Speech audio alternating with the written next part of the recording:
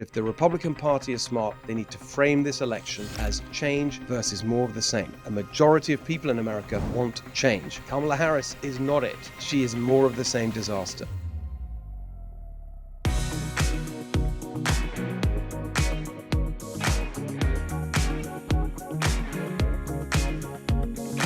Hello, everyone. Welcome to the Steve Hilton Show.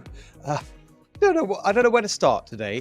Okay, so we were off last week because I was at the Republican convention in Milwaukee, and I mean every single day it seems something crazy. I mean, we always start this show by saying, "What's the big story?" The big story is every day something new. I mean, just think about what we've lived through the last, I don't know, was it 8-9 days, going right back to the day of President Trump's assassination attempt, and then that crazy weekend, and then into the Republican convention and the selection of JD Vance as his running mate. And then you get back home, as I did, after an absolutely crazy day of flight delays. That whole thing happened, crowd strike and chaos everywhere. That itself would have been a massive story. And I get back home, and it's Saturday. I think I'm after day off, right? It's been such a crazy few days. Day off, got to get, recharge my batteries, get back to work on Sunday. There's so many things I want to be focusing on, getting ready for the week. And then Biden drops out, and then it's Kamala Harris. And then there's that whole conversation about whether it's going to be a primary or whatever. And then she wraps it up, and now she's the candidate, and it's a whole new election. And my goodness me, what is going on? It is all so insane. So I'm going to try and just capture where I think we are. I mean, there's a couple of things that I want to say about the Republican Party, about the Democratic Party, and what it all means for the election. So let's go back a little bit to the Republican Party and what really struck me about the convention in Milwaukee, which was something I really haven't seen ever before. And remember, I've been to political events like this, all my life. All my professional life, going right back to the very first party convention I attended was back in the UK in 1990. I remember very clearly. It was my first one. It was Mrs. Thatcher's last one when she was the Prime Minister. And I remember it because it was just after the fall of the Iron Curtain, and a lot of those new democracies in Eastern Europe wanted to come and say thank you to Margaret Thatcher specifically, personally, for inspiring them in their fight for freedom against communist rule. So they all came to, I remember the place, it was a seaside town in England. In England, the party conventions typically were held in seaside towns like Brighton, where I grew up. This one was in Bournemouth. And I remember it because one of the countries represented there, one of the new democracies, was Hungary. And I'm Hungarian, I speak Hungarian, and because the Conservative Party are cheapskates, they pressed me into service to help translate for the leaders that came over. And so I found myself at age 20, some kid working in the Conservative Party, actually there with the Prime Minister, Margaret Thatcher, and trying to be the interpreter for the Hungarians that came over who wanted to say thank you for their freedom and the role that she and President Reagan played in it. So that was the first time, 1990. In England, you have one of these conventions every single year, not once every 4 years as we do in America. They're smaller, of course. It's a smaller country, but same kind of thing. And so I recognized it very, very, very much when I was in Milwaukee. And the thing that was so striking was I've never, ever seen a convention for any party. I've been to conservative ones in the UK. Here I've been to Democrat and Republican, so clearly united and so optimistic and enthusiastic. And that is extraordinary if you think about what that convention followed on the heels of. It was 2 days after the candidate of the Republican Party nearly died in this assassination attempt. But the thing that was really interesting, and I could speak for an hour about the convention and my perceptions of it and what it felt like and so on. But what was really interesting was the fact that you had this genuine warmth of emotion. And I think that was connected to the assassination attempt. And you had a party there where the divisions and the political arguments were all superseded by this incredible warmth, this love. Actually, it felt like a family occasion. And I think the fact that Donald Trump came so close to death in this miracle, as a lot of people have commented on, just created a very special atmosphere. The other thing that was so interesting, and this was really confirmed by the selection of JD Vance as the nominee for vice president, was the intellectual unity of purpose that provided. So if you think back to 2015, 2016, and it was the rise of this, what people call the new populist movements, and you saw it with Brexit in the UK that I was involved in, President Trump's election here, but also Bernie Sanders on the left, this populism that was emerging. And no one really knew what to make of it. I was one of the first people to really, I think, understand it and respect it. And I was on television talking about it. That's where I first met JD Vance, actually. We became friends because we were both out there talking about this new phenomenon that working people had been left behind for so many years by the establishment consensus in both parties. Pro-globalization, relaxed about, the manufacturing industry closing down and jobs being shipped to China and open borders and all that kind of stuff. And the people that benefited, the elites on the coasts, really didn't seem to care about the impact on communities in the heartland. And J.D. Vance obviously wrote about that in Hillbilly Elegy, and I was writing about that, and that's when we bonded. And what's really interesting, if you go back to 2016 and see where we are now, that whole intellectual movement that was initiated by this shakeup of the traditional Republican orthodoxy that Donald Trump's election heralded, it is now the new orthodoxy. And that's why the selection of J.D. Vance was so important. It brought intellectual cohesion to this new Republican Party. I remember saying back in the day that the Republican Party with Donald Trump's election had the opportunity to become a multiracial working class coalition. And that opportunity is now turned into reality. And that's what that convention was all about. That sense of clarity of purpose. We know who we are. We're happy with who we are. We're proud of who we are. We're proud of our leadership. Donald Trump, J.D. Vance, we're a united family. That was the spirit. And people left Milwaukee, as I did, with this sense of, this is, we're looking really good. And you have this appalling, hopeless candidate on the other side. Things are looking good. And then Biden drops out and suddenly everything is shaken up again.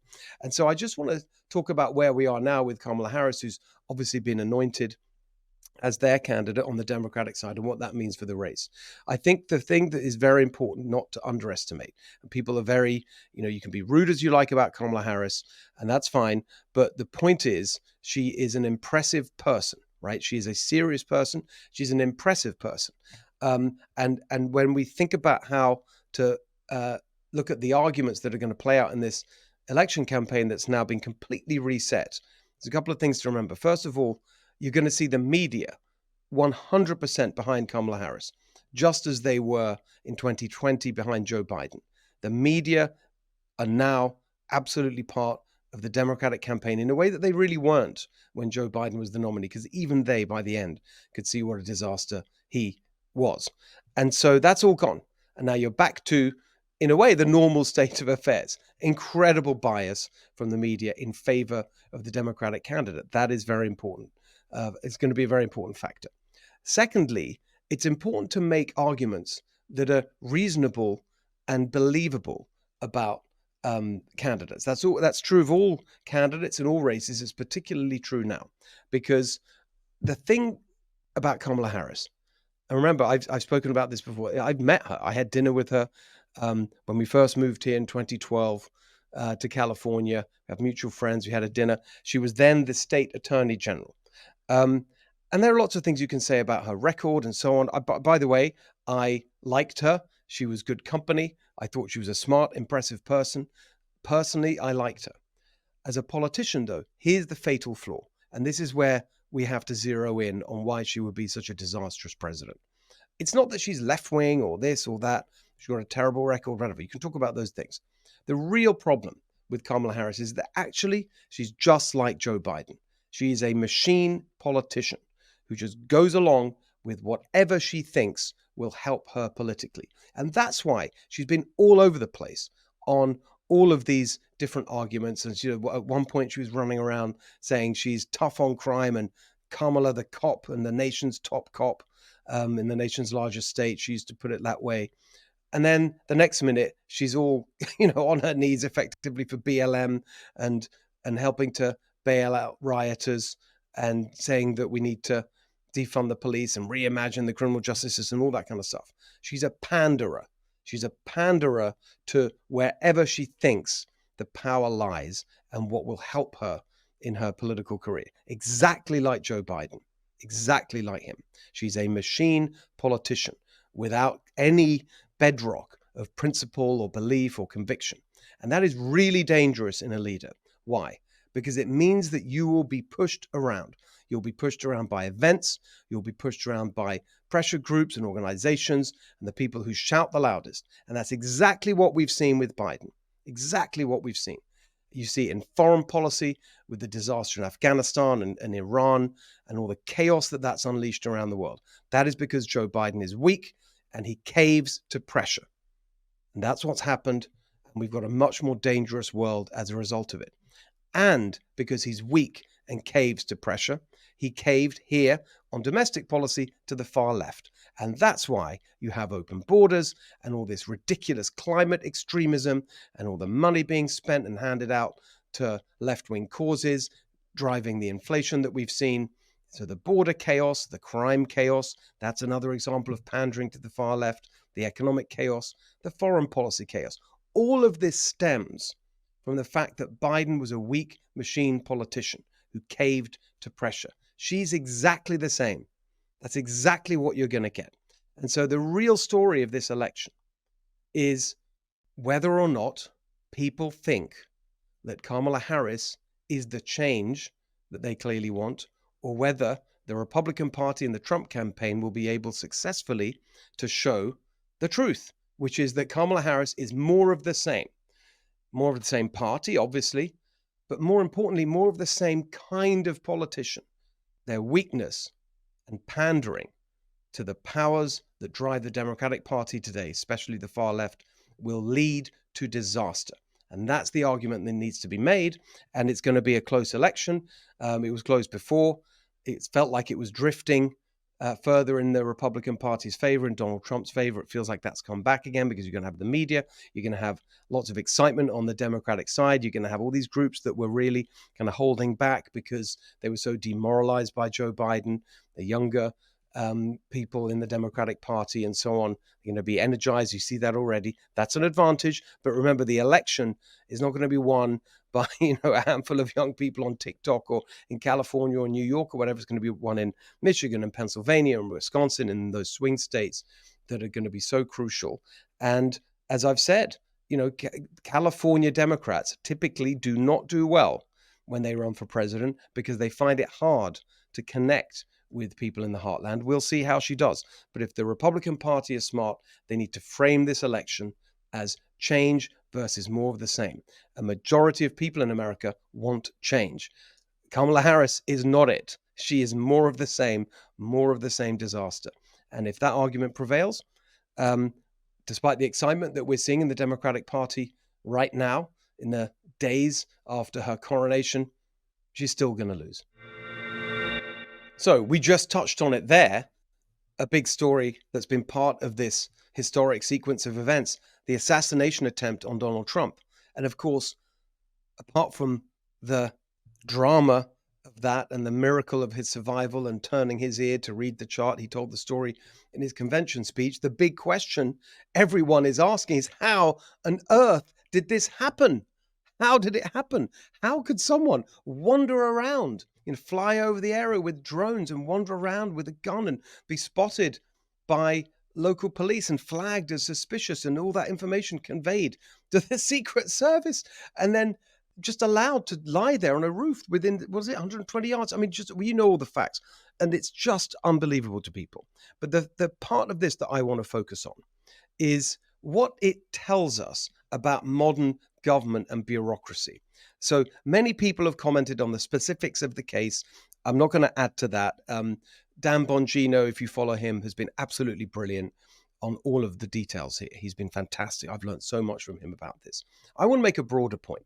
So it's now, we're taping this on Tuesday, the 23rd of July. And just today, 9 days after, well, actually 10 days, 9 days was the hearings yesterday. Kim Cheadle, head of the Secret Service, goes to Capitol Hill to testify before Congress, carrying out their constitutionally mandated oversight role on one of the biggest scandals imaginable. She goes there and starts by saying, well, it's my fault and I take responsibility and this was a failure. Okay, fine. And then proceeds in these hours and hours of testimony to basically say nothing, to not answer the questions. And they're asking basic questions, these members of Congress. And it's bipartisan, practical, simple questions about what happened and who's responsible and the timeline, all these things. And she just says, I don't know. We're still 9 days away. And they're saying, yeah, it's 9 days away. Why don't you know? And why aren't you giving us information that you've already shared with the news media? Absolutely outrageous. She's finally resigned. That happened today. But the broader point is this: she typifies what you see now in these government bureaucracies, right?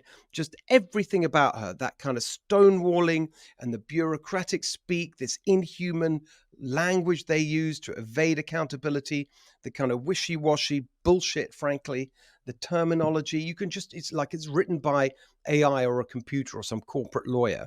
And it's all designed to avoid saying anything, to avoid accountability, to avoid being held responsible for anything, to avoid giving out any information. I mean, the whole thing is so typical of our modern bureaucratic government agencies. And there's something really rotten here in the culture of these agencies. You see it right across the board, not just here from this person. Any of these kind of people, when you see them up testifying and you see it in your life, when you get responses, it's got a maddening, infuriating, bureaucratic response to things. And no one gives you a proper explanation, and they sort of issue these orders and instructions, and then you're told to do this or do that, and you ask why, and they say, I'm sorry, that's our process, that's our procedure, we're complying, blah, blah, blah, on and on. This kind of way of speaking, this way of thinking. But the real point here is that all of this, right, all of these agencies, all of these bureaucrats, we pay for them. It's our money that funds all of it. We work incredibly hard and we pay our taxes. And these people are paid by us, and they treat us with total contempt. That is the serious point here. You saw it from this woman, Kim Cheadle, the head of no longer, but the head of the Secret Service. But you see in all of them, I can't think of a single one that I've come across that actually behaves as if they understand that they work for us and that we are paying them and they are our servants and not the other way around. That's what's got to change. Not just this person in this bureaucratic agency. All the people in all the bureaucratic agencies need to remember who they are working for. That's the big change we need right across the government, both at the federal level, at the state level, and at the local level. It's everywhere, and it's got to change. All right, joining us today for California Corner, a very special and important guest, right on the money in terms of what you all need to know about, because it's Jen Van Laar, our friend. You've met Jen before here many times, from Red State. And she's really been doing the work over the years to expose the truth about the new presidential nominee, Vice President Kamala Harris, for the Democrats. And she's out there running around saying, I'm a prosecutor and look at my record. I was DA in San Francisco and an AG and I can prosecute the case. Okay, great. So let's look at her record. And there's no one better to help us with that than Jen, because you've been covering this for years. Let's start with a really appalling scandal when she was DA in San Francisco, which you covered first, which is this cover-up of child sex abuse. She's running around saying, when she lists the things she's most proud of, she goes, prosecuting sexual predators. That is not territory that I think she would want to really have a lot of focus on, given her record. But tell us the story. Right. And it really isn't something that she has a great record on. And a lot of people know that she was California Attorney General, but they don't really realize that she had been San Francisco District Attorney before that. And then she was replaced by George Gascon. So that's interesting. But when she was the San Francisco DA, it was around the time there was a lot of the Catholic sex abuse scandals going on. And the Catholic Church is very powerful in San Francisco politics. There's a lot of families like the Brown family, the Getty family, that have gone to these Jesuit schools, even the Newsom family. And so they have a lot of pull in there. So when Kamala was San Francisco DA, she had a bunch of files going back 80 years regarding sex abuse in the San Francisco Archdiocese, including a guy that had sodomized a 15-year-old boy, another one who had police alleged had sexual relations with at least 24 children. And one of these priests went on to work in the Vatican and allegedly to root out things with pedophilia and sexual abuse. And Kamala refused to release these files when press organizations sued for Open Records Act to try to get them, because she was saying, well, that's going to hurt the victims more. And the victims are going, no, we want justice. And the only way this justice can be done is for people to know how pervasive the problem was and who these priests were who were doing this and who was covering it up. Exactly. So, I mean, as far as I recall, the story is that there was a statute of limitations issue, and there's some Supreme Court case or whatever in terms of the criminal prosecution.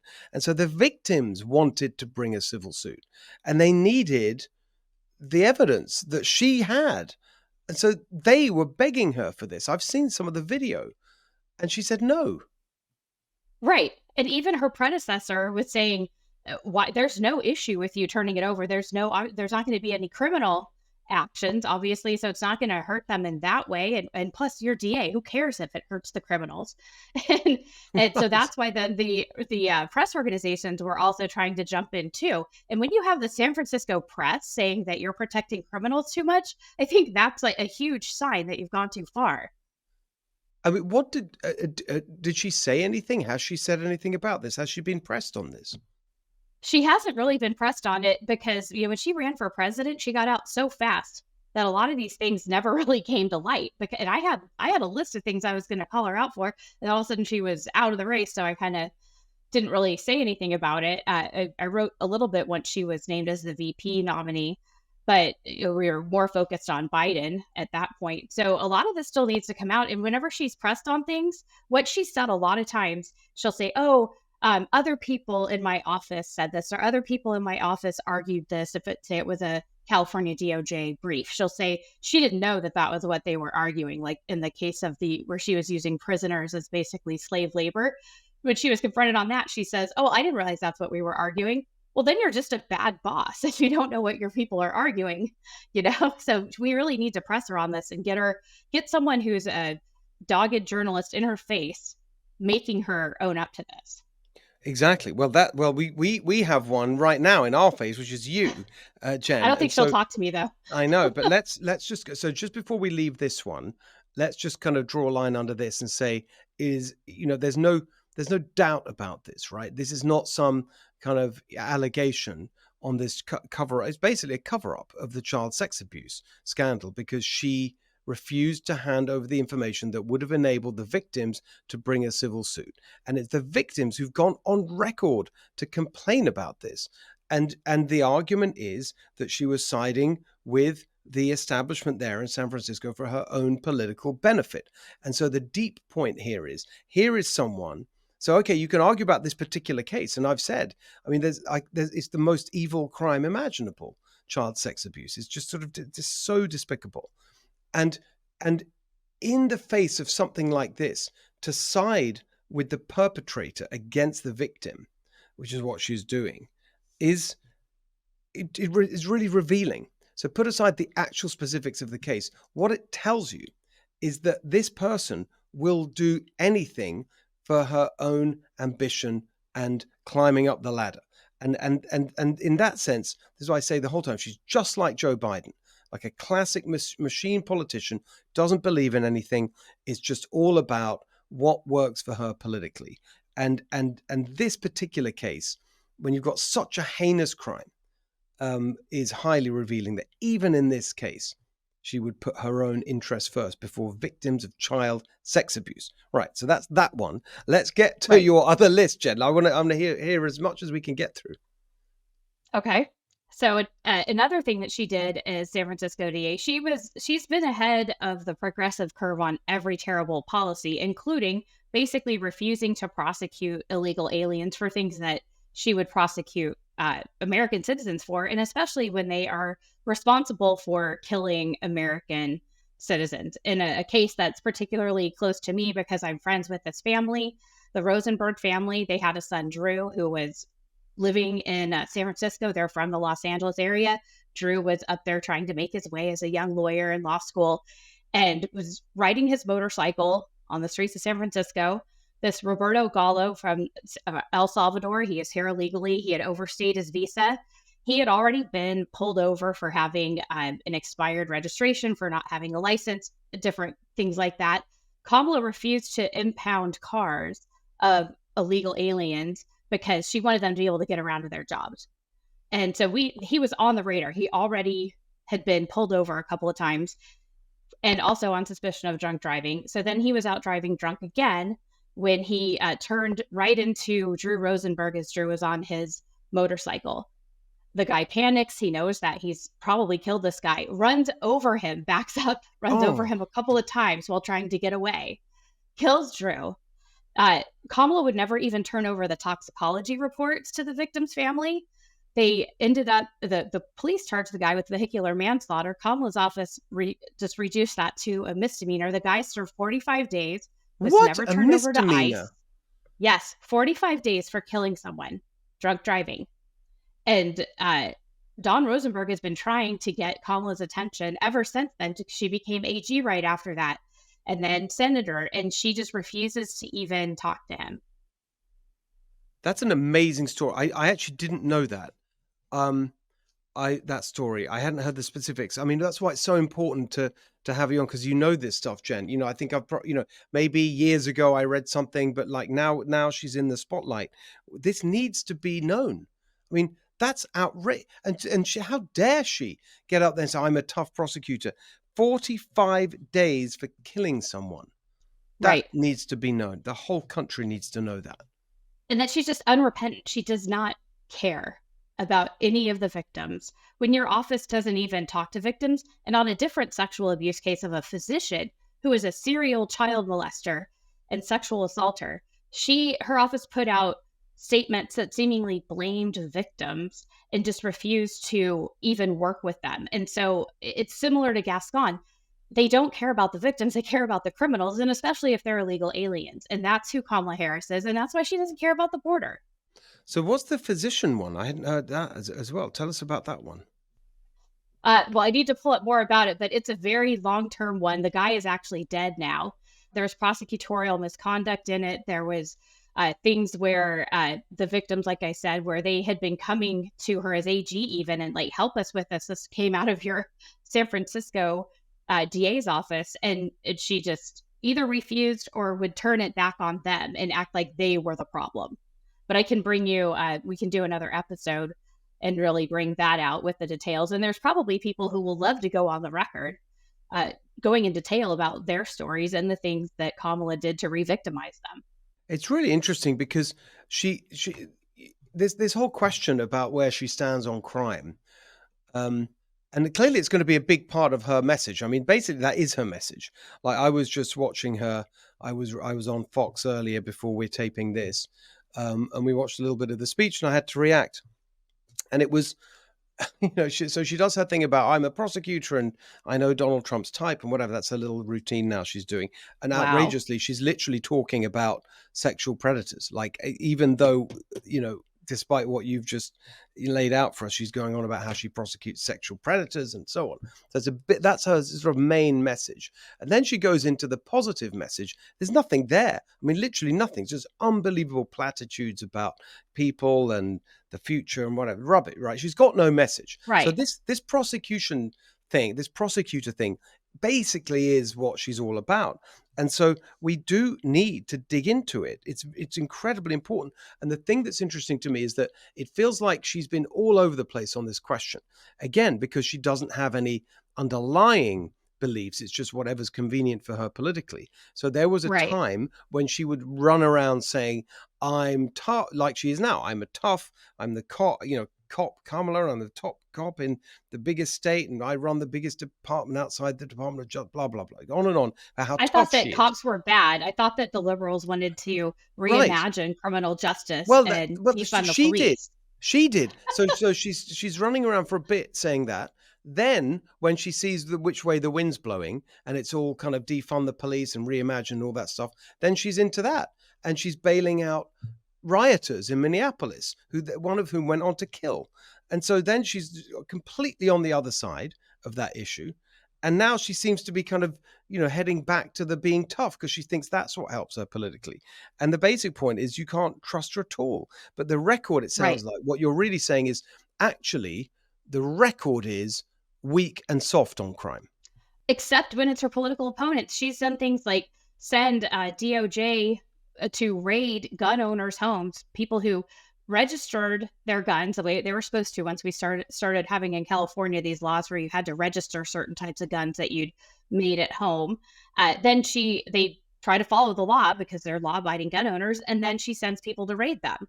Or David Daleiden with Center for Medical Progress, he did the Planned Parenthood baby part story. She met with Planned Parenthood, took campaign contributions, and then guess what? 6 weeks later, David Leiden's house was raided, door kicked in by Kamala's thugs. This is amazing. You're an absolute goldmine. I keep saying, where is there a kind of comprehensive? I saw you on social media. You posted some of the stories. I'm going to keep listing them on Twitter because I have been writing for her. I've been following her since 2016. And so I've got a bunch, but I'm putting them into a compendium of them. Just the news cycle has not stopped to allow me to get that finished. And so let's just be clear. Where can people follow you for that? At redstate.com and also on Twitter at Jen Van Laar. Okay. I mean, so she's weak on crime, except when it comes to her using the justice system to go after her political opponents. Right. Kind of sounds like Joe Biden, doesn't it? It's amazing. Well, that's right. I mean, that's why I think they're so similar. They really are. They're these sort of unprincipled machine politicians. That's who they are. I look forward to talking with you over the next few months because we've really got to get this out to the American public so they know who this woman is and get it to the journalists who will be able to get in her face, and maybe even Donald Trump to be able to confront her on this when they have some debates. Yeah, I mean, it was a really big moment and she completely wilts when everyone says, "Oh, she's so tough" and whatever. When Tulsi Gabbard took her on in the debate, and I may say, well, Tulsi was attacking her from the left, as it were. So I may not make the same argument, but it was just really interesting that she just completely collapsed. She had no answer.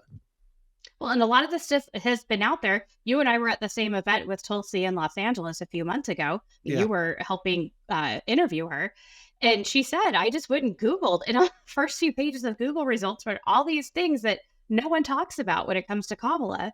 And she started bringing it out on the debate stage. So it shows how lazy the mainstream media is. Yeah, and that's why we've got to work really hard now, because she's so, this media honeymoon for Kamala Harris is just something to behold. I mean, it's already going on, and it's nauseating, the kind of giddiness really and the is. sort of, she's so cool and she's on TikTok, like, oh my goodness. But it's going to get, well, I said it right at the beginning, the honeymoon is going to be like nothing we've ever seen before. And it's Right. not going to be a short. It's going to go all the way to election day. So we have to fight hard to get the truth about her out there for people to know. Absolutely. And hopefully once they do, those poll numbers start cratering, then who knows, maybe if we can get that done before the DNC, they'll really have some kind of interesting convention. Amazing. Oh, imagine that if she collapses in the next couple of weeks. That would be incredible.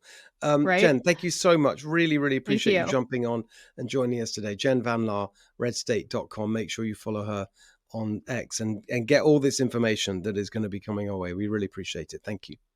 Thank you. All right, joining us now for Candidate Corner, Rosilicie Ochoa Bogh, who is not just a candidate, she's actually in the California State Senate now, running for re-election. It's a really important race. I'm so happy that you could join us today. We tried to do it the other week, and you were super busy up in Sacramento. It was a bad idea. It was in the middle of that last bit of the legislative session is a nightmare for all of you. I totally get that, but I'm so happy you're here. So just say, tell us a little bit about your district, where you are, and your story. Just tell us about yourself. Thank you, Steve. I'm Senator Rosilicie Ochoa Bogh. I currently represent Senate District 23, which has now been redistricted to represent Senate District 19 in 2024. My current district encompasses Riverside County, San Bernardino County, and just a little bit of LA County.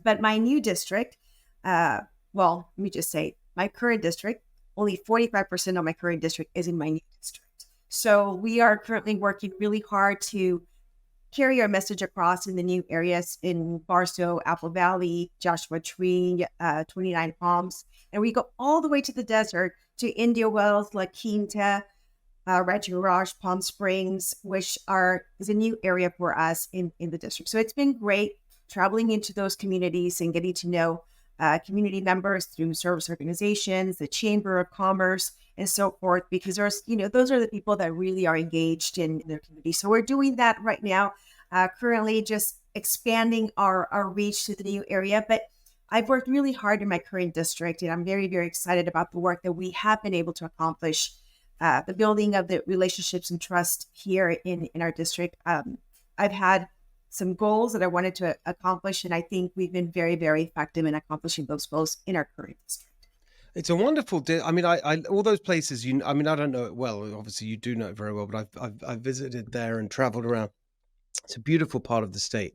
I'm looking forward to coming and doing some events with you in person. But what's your story? How did you get into all this? Tell us a little bit about your background and what took you to this life that you're in now. I know it's really interesting because my husband always says, "How did the most unpolitical person become a senator in California?"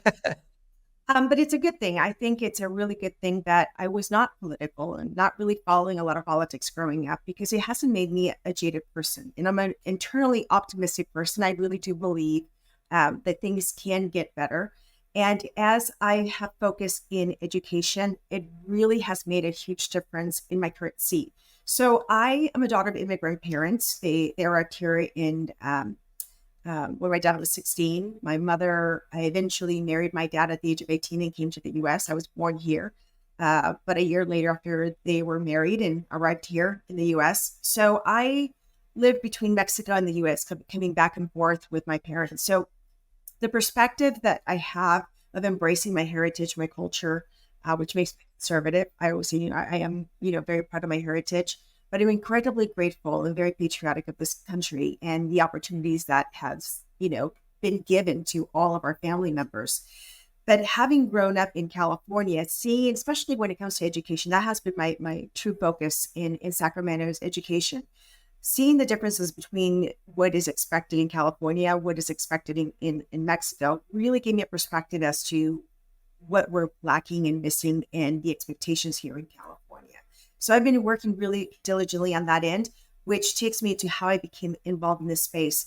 I worked in various capacities, volunteering in school district, and then there was an opportunity to, there was an appointment, there was a vacancy in the school board. They were looking for people to appoint to the board, and I was approached by one of the board members and superintendent said, Rosilicie, we have an opening. Have you considered applying for the appointment? I said, no, I had not. And suggested that I apply, and I gladly was appointed to the board. I was surprised, actually, because some of the members had a lot of administrative background. I wanted a different voice and a different approach. So that got me into the school board, which was great as a governing experience. But other than that, I also worked as a field representative for a local elected for 4.5 years, which really got me involved into outside of my own community to see how legislation had impacted our local communities.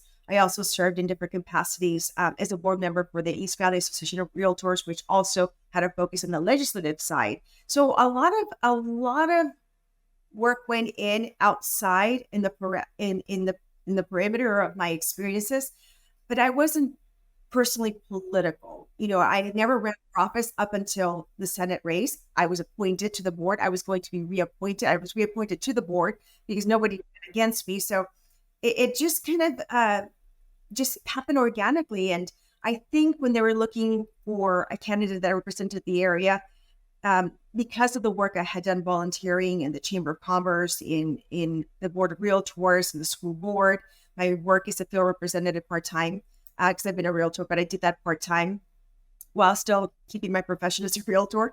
I was pretty busy at one point in my life, still very, very busy. I gathered a lot of support, and it caught the attention of local political peeps that, reached out and said, hey, have you considered to run for Senate? And I chuckled. but it took me a while. And once I realized what that could give me as an opportunity to model what I wanted to see in government, I saw what we currently had, and I was not very happy with what was going on. And I thought, this is not what I want for my kids who were young adults or going into a young adulthood. And I thought, what a great platform to really model what I want to see in governance, right? I had been able to navigate that within my communities in various capacities with different demographics, different political affiliations. And I was very effective here in Right. my city. So I thought, why not bring that to a higher level and say, hey, this is a new way of doing things. And I think it's been very, very well received in my district. I love it. I love it. So it's like you were already engaged in the community, and then it wasn't like you were pursuing this, but like it seemed like an opportunity that you should take. So when were you first elected? So I was first elected in 2020. So this is my fourth Uh-huh. year in the Senate. I was elected in 2020. And let me just share with you that it has flown by. I've never aged as fast as I have this past. I should say 5 years. The campaign was quite an interesting endeavor. Never having campaigned, but you can imagine having to campaign in an area where I think we had more than 28 cities and communities at the time. And during the pandemic of all times, trying to campaign during a pandemic and trying to reach 1 million people in a district, it was quite the endeavor. So boy, did I learn really quick, and boy, was it a hard fall. But this time around, I'm going to work really hard so that it's not as hard the second time around if we decide Okay. to do that. But now with redistricting, we're starting all over again. I know. I mean, and what was it, a close race? Was it considered to be a safe Republican district back then, or tell us a little bit about the politics of it? Oh, back in 2020. Actually, no, it was, it's interesting. When they asked me to run right at the beginning, we were pretty much 50-50. So it was a very purple district. Right. By the time I was elected, I think within a year, it had plus, I think, 3, 4, 5 Democrat registered voters in the area. So it was primarily a Democrat district, but we had a lot of independent voters. And those were the target that we were trying to focus on, were the independent voters. Because I thought I was a pretty, I didn't know exactly where I was politically, but I knew I wasn't, I was pretty moderate. I was pretty sensible just because of the background that I had listening and to the many of the issues. So I was able to navigate there. My opponent at the time was also a member of the LGBTQ community. So we were both Latinas, both daughters of immigrant parents, both school board members. The only difference, she was also a mom, just like myself.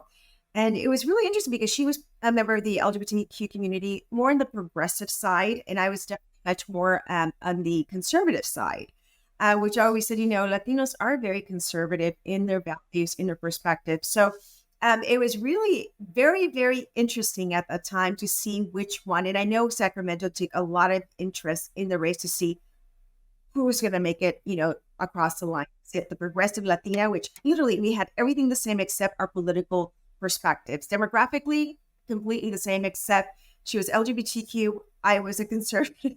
But, I can't get away from that. This year around, it's another very interesting race with, who would be, my opponent this year is also from the LGBTQ community.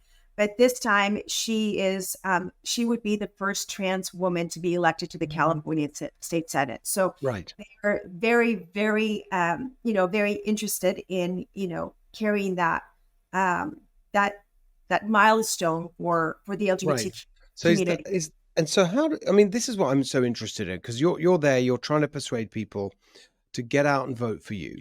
What are the kinds of things that really, especially because it seems to me, I'm sure you'll have the same experience. People don't know enough about the state legislature and how important it is to what Yes. goes on in California. And it's such a big state, and it's a beautiful state, and we have wonderful weather, and everyone's enjoying themselves. And I just feel like there's not enough attention. That's one of the reasons I started this show, is like, we all, right now, for example, we've got the presidential race, all the drama around that, and Trump and Harris and Biden dropping out. And that's people, consume so much of the news. But in terms of your actual life, it's the legislature. It really is for so many things. How do you kind of get into that with people? Oh, it's actually beautiful. I am so grateful you asked that, because that's been the most effective way of communicating to my constituents. And once again, right, as teachers, we assess our children when we first get them in the classroom, right? We assess them, we see where their strengths are, what is it that they don't know, and then we devise a plan of action in order to meet those gaps. That's what I've been doing in this particular seat. I've been really listening to my constituency, listening to my colleagues in Sacramento, and seeing where they all lie so that I can meet the needs and facilitate the conversations in that end. So with that in mind, when it came to my district, I realized, and you're absolutely right, most Californians are not familiar with the state of affairs for the state of California when it comes to government. So I always call it, this is not political, this is government 101 for California. It's made up of the legislature, which has, the governor, who's been a third-term Democrat. I said we have the Senate, which is made up of 40 senators, one of which I'm a representative, approximately 1 million people, 32 Democrats, 8 Republicans. And then we let them know that you need 21 votes to pass a piece of legislation through the Senate. And I said, and the Senate has had the majority in California for 40 years approximately. And then you're also made up of the Assembly, which has 62 Democrat members and 18 Republicans. And just so you know, the Assembly has had the majority for approximately 20 years. So, and you need 41 votes to pass a piece of legislation in the Assembly. And the committees within those houses are reflective of the makeup of the legislature. And when people learn that, those basic facts right there, they gasp. It's often that people are just in awe of the makeup of the legislature, who's been in power. And so the next question that I go on, can you folks mention what are your top concerns for California? And then they'll mention, I go, and I want you to start thinking about where, and when did you start noticing those shifts? When did you start noticing the concerns that you see in our state? And then when you place that in context of the makeup and who's been in power, the connection is made. And Amazing. I think that's where, and it's simple. I'm not politicizing the issues. I'm not vilifying my colleagues, but I am educating them on government 101 for California. Yeah, there's a connection. So what are the answers to those? What do you hear when you say, okay, what are the issues and when did you start seeing things really go in the wrong direction? What do you typically hear? So the economy, the cost of living in California is the very, very, very top of the issues. And there's a lot of factors that go into that, right? Then we can break it down into why the cost of living is so high. What areas do you see? We talk about public safety. The issues with public safety in California. We talk about homelessness and what factors came into play when it came to homelessness. So we have cost of living, we have public safety, we have homelessness, and guess what? They're all interrelated in various forms. Then we have education being some of the issues that are there in healthcare. So all of that is interrelated, but those are probably some of the very, very top issues that, and of course the border crisis, but I always have to say the border is a federal issue, not, I don't have any control over the border. So I do try to differentiate and help people understand the difference between what the federal government can work on and what the state government can work on. And when it comes to the issues that pertain to them, within the state is where I try to help people focus. And they said, this is why government, state legislature is so important, because those issues that you're really speaking addressing are greatly impacted by the legislation that's considered and voted upon and signed by the governor in the state of California. So education. Once you get that in, oh my goodness, it's easy. It's easy to help people keep them on what I call the frontal lobe of your brain, where they analyze and critically, logically think about the issues versus, attacking where you just put them on the primal brain. Given that, I think about this the whole time, and I'm on the road a lot up and down the state now, making an argument for why we need change. What do you say if people say, look, you're so far behind, right? There's 8 of you out of 40 32 Democrat in the Senate, and as you said in the Assembly, 62-18. You're so far behind. They have a super majority. They can do whatever they want. What's the point of even voting Republican? Because you can't make any difference anyway. What do you say to that? Oh my goodness. Great question as well, because that makes me so excited. But first of all, one of the things that has given me really an optimism is really focusing on the fact that I know that I personally cannot change the state of California in the legislature right now. But what I can do is help facilitate information to my constituents, which then I say, please don't keep it private. Share it with your sphere of influence across the state, because I can assure you that their local legislator is not going to give them this information. So one of the things that I've done is use this platform to help get the information of committees that are happening, legislation that's being introduced, who the legislator is, and what committees. Give that information directly to my constituents who get an email right before committees. And I said, email it out to everyone you know across the states. But been one of the biggest influences. And here's the other thing that we've been able to do is really, because we get people informed and engaged in a way that they haven't done before.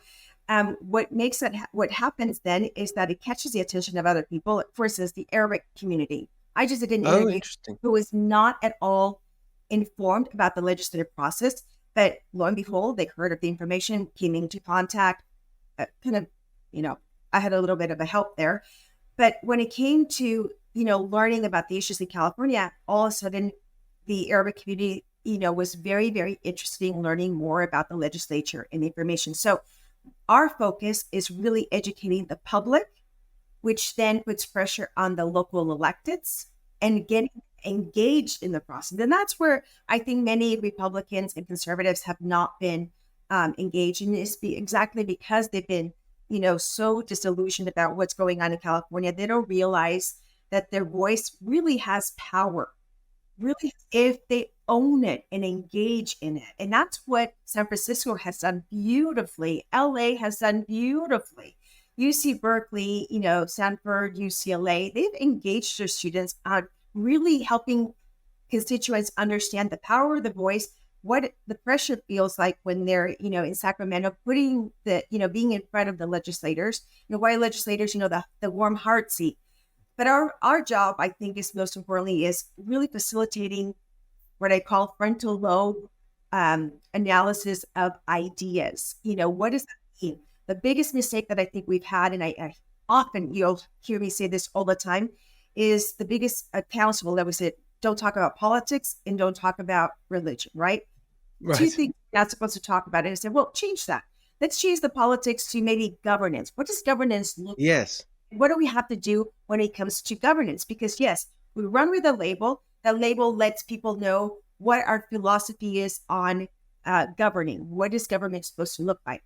But once we're elected, we have a fiduciary duty to represent all our constituents, meeting with everyone to listen to what's going on. And that's the only way we're really going to facilitate the discussion of ideas and really bringing forward policy that works for Californians' well-being and the quality of life. So that's what we're focusing on, because otherwise, this is what we do with that, not talking about politics and religion, is that now we're working in silos and echo chambers, which has been detrimental to California. So last question, just before I'm going to at the end ask you to tell everyone where they can follow you and get involved and so on. But just the last question before that, how's it looking? Are you feeling, what are the crucial times? And it's the middle of the summer now. When does it all really get going? You have early voting. What's the next couple of months look like for you? So I think, we've been working really hard, but I think where we're going to really, really focus on is in August, September. I really want to make sure that we are very aggressive in the next 2 months, because ballots drop, at the beginning of October, a whole month prior to. We want people to get out the vote early on so that we're not chasing all of these votes and something happens at the very end and everybody gets stressed out. So we really, really want to focus in the next 2 months so that when the ballots drop, people know exactly who they're going to vote for, hopefully me, and other Republicans, once they understand, the dynamics in the legislature. So anybody that's interested in hosting an e-group in just having conversation and dialogue of ideas, please do reach out. Simple Google, Rosilicie Ochoa Bogh for Senate 2024, and the information will come out. Otherwise, if I give you all the little things, my name is so complicated. It's a little boring. But SD19, Senate District 19, 2024, or Senator Ochoa Bogh or Rosilicie Ochoa Bogh for Senate 2024, that will give you right into our accounts. We're on Facebook, we're on Twitter or X now, and we're on Instagram. And we have an official campaign website, and we also have an official government. So either way, if you want to learn what my policies, my legislation has been, we have the government side on that. If you want to learn more about what we're doing right now and reaching out and engaging our community members, we also have a campaign site that you can reach us. Wonderful. I love it. Thank you so much. I love your whole attitude. I think, so many people you hear say, oh, as politicians, it's all arguing and yelling and screaming and whatever. Can't we just have sort of practical people who just want to get things done? I think you're the perfect example of that. And I can see why you've had such a great response. Thank you very much for joining us. And I will see you there in your district soon, I hope. I look forward to seeing you. Thank you so much for the opportunity to be here today with you. Of course. Thank you. Bye. All right, here's something I want to get off my chest this week. There's been an awful lot of news as we've been discussing today. So you may have missed this thing, but it was one of these remarks that I thought was so revealing. It was on MSNBC. It was during the Republican convention. The host, Alex Wagner, she's the host now in their 9 p.m. hour, except on Mondays. She's the kind of replacement for Rachel Maddow, except on Mondays. And she was commenting about JD Vance's wife and JD Vance's family. And it was after his speech. And do you remember, if you watched his speech, he was talking about how he was hoping for his family to be buried in the family plot in Eastern Kentucky or wherever it is, telling this story. It was a very moving story. I was in the arena for the speech, and he really connected with the people. Full disclosure, I'm friends with JD Vance. And so it was lovely to see him talk in this very human way about his family. And his wife, Usha, also spoke at the convention, and she's Indian. And this is what Alex Wagner had to say about all of that. Just watch this clip. He went a long sort of a paragraph, at least, about this plot in Eastern Kentucky where his 6 generations of his family are buried. And his hope is that his wife and he are eventually laid to rest there and their kids follow them. And I sort of understand the idea of sharing the burial plot, but it also it reveals someone who believes that the history that the family should inherit, and indeed the history that should be determinative in the story of the Vance family, is the history of the Eastern Kentucky Vances, and not the Vances from San Diego, which is where his wife is from and where her Indian parents are from. But in America, it doesn't always have to be the white male lineage that trumps that defines the family history, that branch of the tree supersedes all else. And I just think the construction of this notion reveals a lot about someone who fundamentally believes in the supremacy of whiteness and masculinity. Okay, so white supremacy, white male supremacy. So she's accusing a man who's just been talking about his family, and whose wife has been talking about how he's embraced her family and, cooks Indian vegetarian meals and all the rest of it. Now he's a white supremacist because he wants his family to be buried where in his family plot in Kentucky. And do you know what's really revealing about this? On the surface, you could say, yeah, maybe there's a point there, which is, I guess, what she's driving at. Let's just be fair and act in good faith. What Alex Wagner is thinking is, well, it's a family, and there's a man and a woman. Why should the family be buried in the white American man's burial plot? Why shouldn't they be buried in the Indian family? And you just think that's superficially kind of true, I guess.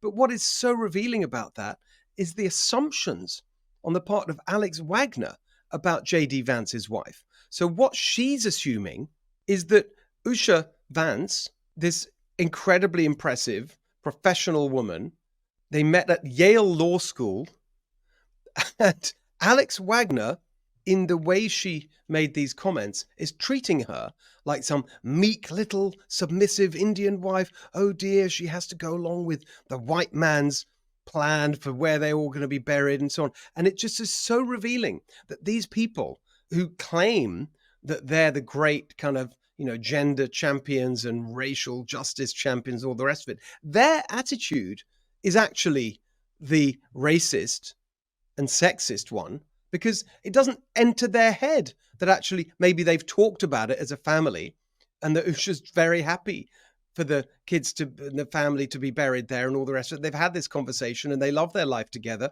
And this is what they're both embarking on and so on. It doesn't even enter her head. She's just got this stereotype in her mind, Alex Wagner does, of this meek, submissive Indian woman sort of bowing down before the white man. And it's just so old-fashioned and antiquated and offensive. And so it's a small remark. It's a tiny thing in the overall context of the conventions. But I thought it was so revealing about the left and where they really are in all of this stuff. And as we say all the time, because it's true, they are guilty of the exact same thing they always lecture everybody else about. All right, that is our show for today. Jam-packed. The news is jam-packed. I mean, my goodness, can we keep up this pace? I don't know what we'll be talking about next week, but the way things are going, it's going to be an interesting one. We'll be here to cover it. Make sure you follow us at The Steve Hilton Show. Tell your friends about the show. Tell your friends about Big Ideas Book Club. Always great guests and great conversations there. And we'll see you back here next week for the next episode of The Steve Hilton Show.